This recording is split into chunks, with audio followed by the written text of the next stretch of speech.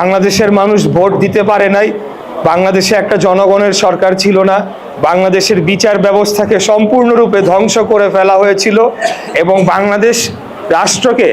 একদলীয় শাসন ব্যবস্থায় পক্ষান্তরে প্রবেশ করানো হয়েছিল।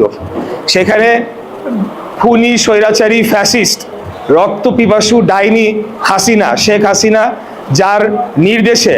1 মাসের মধ্যে প্রায় 1400-র অধিক শিশু থেকে শুরু করে ছাত্র জনতাকে নির্মমভাবে গত বছর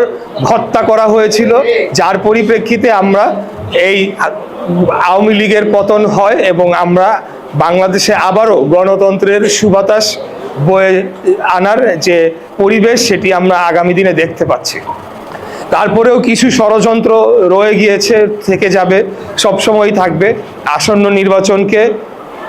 বানচাল করার জন্য পতিত স্বৈরাচার এবং তার পলাতক